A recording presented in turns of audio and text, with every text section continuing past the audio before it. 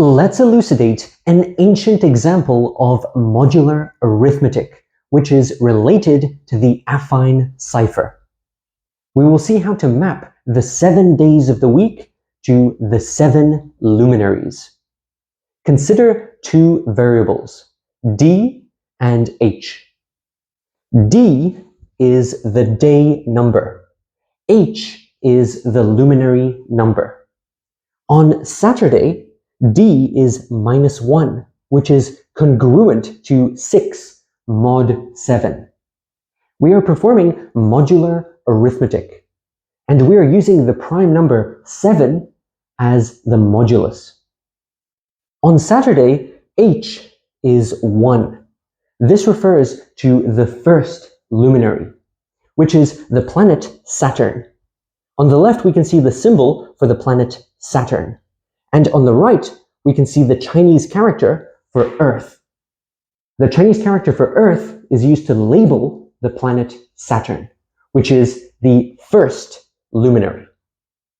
On Sunday, d is 0, which is congruent to the modulus 7. And on Sunday, h is 4. This refers to the fourth luminary, which is the sun. This is the symbol for the sun on the left, and on the right, we can see the Chinese character for the sun. On Monday, d is 1 and h is 0. When we see this value 0, we can also interpret it as 7, because we are doing modular arithmetic and we're using the modulus 7. So when h equals 0, this refers to the 7th luminary, which is the moon. On the left, we can see the symbol for the moon, and on the right, we can see the Chinese character for the moon. On Tuesday, d is 2 and h is 3. This refers to the third luminary, which is the planet Mars. On the left, we can see the symbol for the planet Mars, and on the right, we can see the Chinese character for fire. The Chinese character for fire is used to label the planet Mars. On Wednesday, d is 3 and h is 6. This refers to the sixth luminary, which is the planet Mercury. On the left, we can see the symbol for the planet Mercury, and on the right, we can see the Chinese character for water. The Chinese character for water is used to label the planet Mercury. On Thursday, d is 4 and h is 2. This refers to the second luminary, which is the planet Jupiter. On the left, we can see the symbol for the planet Jupiter, and on the right, we can see the Chinese character for wood. The Chinese character for wood is used to label the planet Jupiter, which is the second luminary. And finally, on Friday, d is equal to 5 and h is also equal to 5. This refers to the fifth luminary, which is the planet Venus. And on the left, we can see the symbol for the planet Venus, and on the right, we can see the Chinese character for metal. The Chinese character for metal is used to label the planet Venus, which is the fifth luminary. Now consider the function f, which maps these values of d to the values of h. So d values are the inputs and h values are the outputs for the function f. Now let's investigate this function f. So we want to get the output h given a input d. So we can write this as f of d gives us h. Now this is how we're going to define the function. Now historically, every hour was associated with one of the 7 luminaries. And there was a 7-hour cycle. So we would cycle through all 7 luminaries, and then we would go back to the first luminary, which is Saturn. We would start with Saturn, then we would go all the way to the 7th luminary, which is the moon. And then we would restart and go back to Saturn. So that is a 7-hour cycle. But there's also a 24-hour cycle. So every day, there are 24 hours. And in a 7-day week, there are 168 hours. So 168 can be written as this prime factorization. So we have 2 cubed times 3 times 7. And if we get rid of the 7 and we just focus on 2 cubed times 3, that is the prime factorization of 24. That's the number of hours in a single day. And we can write 24 as 3 times 7 plus 3. So it's a multiple of 7, 21, plus 3. So that means that 24 is congruent to 3 mod 7. This is a very important observation. So this 1 is over here because historically, this is a convention that was used. We would use the luminary that is associated with the first daylight hour of a given day to label the entire day. So these 7 luminaries over here, they are actually referring to the luminary that is associated with the first daylight hour of these days. So for Saturday, Saturn, this luminary Saturn, is associated with the first daylight hour. And on Sunday, the sun is associated with the first daylight hour.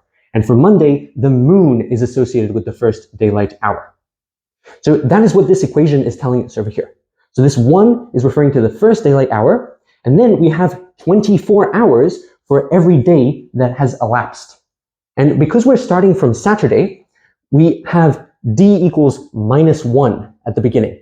So that means we have to add plus 1 over here. That's why we have 24 times d plus 1. So for Saturday, we're going to have minus 1 in here, and that's going to cancel with this, and we're going to have 0. So it's just going to be 1. So that's exactly what we want. That's the value of h that we want on Saturday. And then for the next day, which is Sunday, we're going to have d equals 0. And that's going to give us an extra 24 hours that have elapsed. So we have 1 plus 24 hours. And then we compute this mod 7 operation because it's a 7-hour cycle. So that's why we're doing modular arithmetic, and that's why we're using the modulus 7. And what about for Monday? For Monday, it's going to be d equals 1. So we put in d equals 1, and we have 1 plus 1, which is 2. So we have 2 times 24. So we have that first hour plus 2 24-hour cycles. And that is going to give us the moon over here. We're going to get 7, which is congruent to 0 when we apply this mod 7 operation. And we can continue that for all 7 days of the week. And then after 168 hours, which is the full 7-day week, we're going to go back to where we started. And we're going to go back to the first daylight hour of Saturday. Now, we can write this equation in a more condensed format. So we can interpret 24 as being 3 mod 7. So 24 and 3 are congruent mod 7. Here we have a multiple of 7. So we can write this as 3 times d plus 1. And we can distribute that 3 inside the brackets. So we're going to have 3 times d plus, over here we have a 3 plus this extra 1, which gives us 4. So we have 3 times d plus 4, mod 7. So look at this format. The function takes this input d, it multiplies it by a constant, and then we add a constant, and then we apply this mod operation. And the modulus is 7. This format is the same format that we saw for the affine cipher. So the affine cipher is also defined this way. Now you can change the modulus and you can make it 26. So instead of 7, you can make the modulus 26 if you're going to do operations with the modern Latin alphabet, which has 26 letters. But over here, we only have 7 symbols that we're working with. So the 7 luminaries, they can be interpreted as an alphabet. And we are numbering these 7 entries in this sequence. So that's why the modulus is 7 over here. So pay close attention to that analogy between this function over here and the function that we would use to define the affine cipher. So the affine cipher, that includes special cases like the Caesar cipher or the Atbash cipher. They have different moduluses, and they also have different constants over here. We have a different multiplicative constant and a different additive constant. Now, this function can also be expressed graphically. So let's have a look at this diagram over here. Now, let's begin at 0. The function maps 0 to 4. Now, that is evident on Sunday. We can see 0 gets mapped to 4. And 4 gets mapped to 2. That is evident on Thursday. And 2 gets mapped to 3. That is evident on Tuesday. 3 gets mapped to 6. That is evident on Wednesday. 6 gets mapped to 1. That is evident on Saturday. And 1 gets mapped to 0. That is evident on Monday. And what about Friday? Friday tells us that 5 gets mapped to 5. So 5 is mapped to itself. So this is a graphical representation for the function f. You just have to follow these arrows, and then you can see where all of these 7 values get mapped to. So what about the inverse function? What if we want to go the other way? Well, we can flip the arrows and we swap the direction. So 5 is still going to get mapped to 5. So this over here, we're still going to have the same value. 5 goes to 5. But if we flip the arrows, then we're going to have 0 going to 1, 1 going to 6, 6 going to 3, 3 going to 2, 2 going to 4, and then 4 going to 0. So that would describe the inverse function. And we can also write the inverse function like this. So we want to get the day number given this luminary number, h. And so we can define the inverse function. So this is the notation for the inverse of f. How do we find the inverse of f? Well, first we have to take this additive constant and we have to subtract it from h. So we need to subtract it, and that is the same as finding the additive inverse. So we need to find the additive inverse of this additive constant. And then we can add it to this variable h. And after we've done that, we need to multiply by the multiplicative inverse of this multiplicative constant, 3. So the multiplicative constant, we need to find the multiplicative inverse, and then we can multiply it over here. And then we apply the mod 7 operation. Now, what is the multiplicative inverse of 3 mod 7? It is 5. So that's why we have 5 times h over here. So h is now the variable that is acting as the input variable, and d is now the output variable. Now, what about this plus 1 over here? Where does that come from? Well, minus 4 is congruent to plus 3 mod 7. So we can write this as a plus 3. So that is the additive inverse. So 3 and 4 are additive inverses.